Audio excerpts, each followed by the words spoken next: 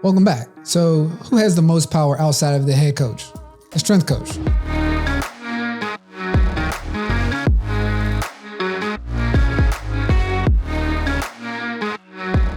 A lot of people don't really recognize that or understand, but that's typically the first person that the head coach hires after he signs his contract and he's ready to roll with his new job, is finding that strength coach. That's the person that's going to implement his culture, implement his mentality and everything to trickle down into his program. So when you're going through these recruiting process and everything like that, understand who has different power within the program.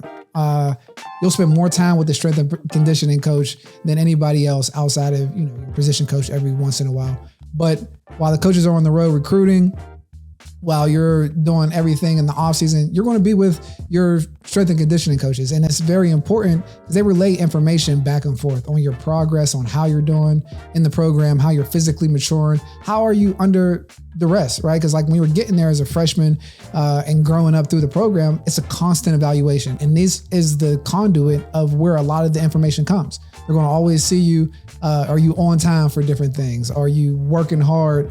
Do you have more in the tank? What kind of attitude do you come to the program with on a daily basis? They handle the disciplinary issues when it comes to missing class or missing whatever requirements that are needed from the football program. These are things that can be an asset if you're on point and you're on board with the culture of the program and the strength and conditioning coach. Can also be the worst nightmare of your college career. I've seen different people where it's such a major piece of your development and your college aspect that if that group and you don't function well, it can be a rough road. So that would be the number one thing. It's the head coach's most trusted advisor, first hire after that. And you're going to be spending a lot of time with that person. Second reason, they're responsible for getting you physically and mentally ready to play. And I say that's, you're making a transition. You're in the developmental stages when you come into college, and they are there to turn you literally from boys to men. Physically, mentally, everything that goes along with the preparation and playing on Saturday and then eventually playing on Sundays. That development to deployment. That's another aspect that we want to look at when you're looking at these strength and conditioning programs, is they're going to be the ones that are getting you physically ready to when that time comes to go play at the next level, right? Because when you're getting there, you all talk about training before the combine and different things like that. But those 3 to 4 years that you're in college, that strength program or however that coach and program is put together is going to have a big emphasis on how you transition and how you make that move into the NFL, whether it's testing, whether it's how you take care of your body, how you approach the game. A lot of different things come from your strength and conditioning, your strength and performance coaches. And trust me, like friction does not help. You have a lot of different things. You got time management. You have to go to study hall. You have to do all these different things. And having friction with your strength and conditioning coach or that department in the football program is not very beneficial and can cause a lot of difficulties moving forward.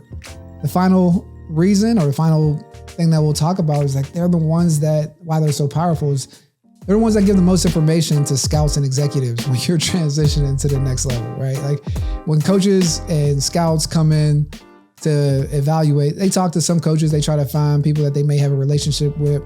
They'll do their deep dives. They have private investigators and all that good thing, but who sees this player on a daily basis and kind of knows what they've been made of, the whole contextual picture of this guy, right? From 17 years old to 21, whatever the different things is. It's that head strength coach. So every time they come in, they meet with this person and they're the ones that are giving your character evals. How do you perform under duress? Like, do you work hard? Are you on time? Do you take this thing serious? Do you really care about football? Like, do you make sacrifices for teammates? All these little different intricate things that go into that process. And what I'm saying is when they're the ones that are relaying this information, it's good to have a good rapport and an understanding of the program that you're going into, right? Because they're going to be asking you to lift weights. They're going to be asking you to run, and understanding that what are you going to be asked to do, because you're going to have to do that at a high level because they are, I'm going to say the gatekeepers, but they say and give information to scouts and executives moving forward. And this is like information that is,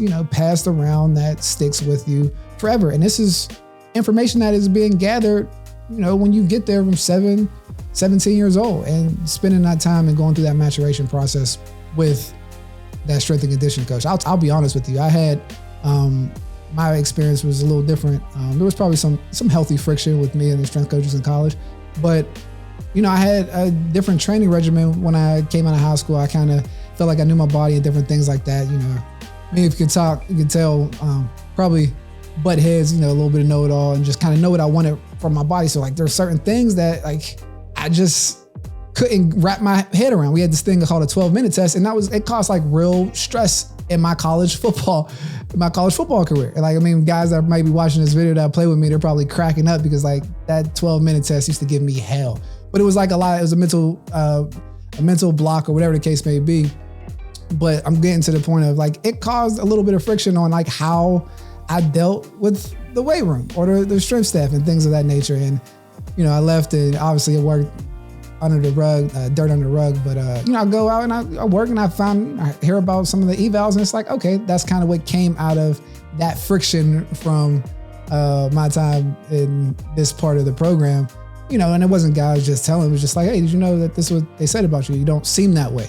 And, but I could recognize like that was their experience. And when I worked in football, it's the same thing. Like the strength and conditioning coaches, like they give the eval, the character eval, they give their perspective from where they're working from. So have an understanding of what you're working at, understand that the program that you're going into, and that's something that fits with your body, and that you can see yourself going there, developing and deploying to the next level, and that you can trust and have a healthy relationship with these, with the strength and conditioning coaches. Because you get the right one, man, it can take you off and accelerate your career. The wrong one, we've seen in different places where we have bullying situations, racism situations, and all different types of things, even death in some instances. Just so make sure that you kind of evaluate, make sure that you thoroughly evaluate that strength and conditioning program, coach.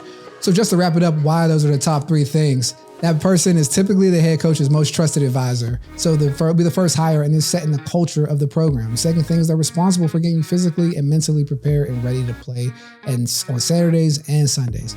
Third thing is they are the ones that give the most information to the scouts and executives moving forward, because they touch a lot of the different things that are going on in your college experience. So like a lot of weight is given to them when it comes to the final evaluation of your character. So just be on top of that. Like I said, I've learned I had my difficulties with strength and conditioning programs, and whatever the case may be, but understanding like how I would go through it differently, and just make sure that you kind of take those little points and kind of apply them to yourself and be honest as you're going through it and making these informed decisions.